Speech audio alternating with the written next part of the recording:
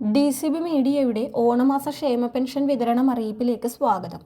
സംസ്ഥാനത്തെ 62 ലക്ഷത്തോളം വരുന്ന വിവിധ സാമൂഹ്യ സുരക്ഷാ ക്ഷേമനിധി ബോർഡ് പെൻഷൻ ലഭിക്കുന്നവർക്കുള്ള ഓണമാസത്തിലെ ക്ഷേമ പെൻഷൻ വിതരണം മുഖ്യമന്ത്രി ശ്രീ VD സതീശൻ പ്രഖ്യാപിച്ചു.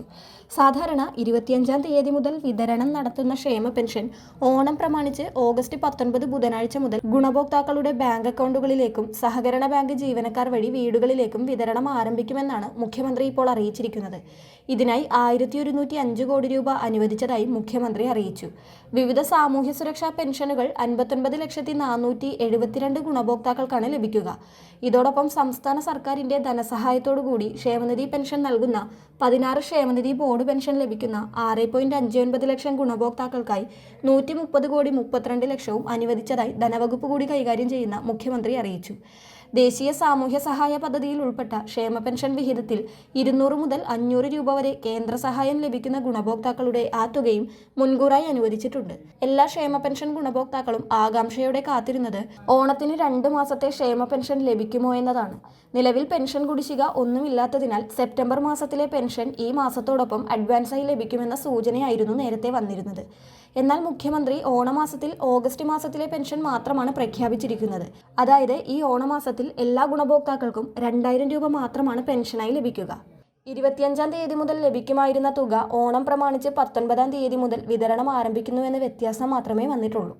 ഇന്ന് സംസ്ഥാന സർക്കാർ റിസർവ് ബാങ്ക് വഴി 2200 കോടി രൂപ ഓണച്ചിലവിനായി കടപ്പത്ര ലേലത്തിലൂടെ കടമെടുത്ത കാര്യം മുൻ വീഡിയോയിലൂടെ നമ്മൾ അറിയിച്ചിരുന്നതാണ്. ഫണ്ട് ഇന്ന് എത്തുന്നതിനാൽ ക്ഷേമ പെൻഷൻ വിതരണം ഉടനെ തന്നെ ഉണ്ടാകുമെന്നും പറഞ്ഞിരുന്നു.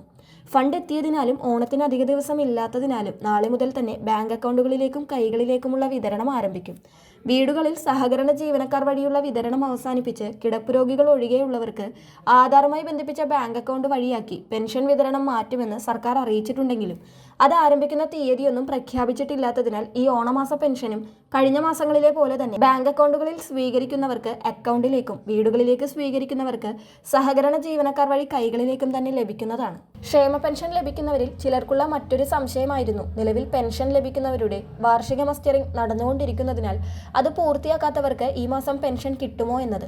എന്നാൽ വാർഷിക മസ്റ്ററിംഗ് പൂർത്തിയാക്കുവാൻ സെപ്റ്റംബർ 30 വരെ സമയം അനുവദിച്ചിട്ടുള്ളതിനാൽ മസ്റ്ററിംഗ് പൂർത്തിയാക്കാത്തവർക്കും യാതൊരു തടസ്സവുമില്ലാതെ തന്നെ ഓണമാസ പെൻഷനായ 2000 രൂപ അക്കൗണ്ടുകളിലും കൈകളിലും ലഭിക്കുന്നതാണ്.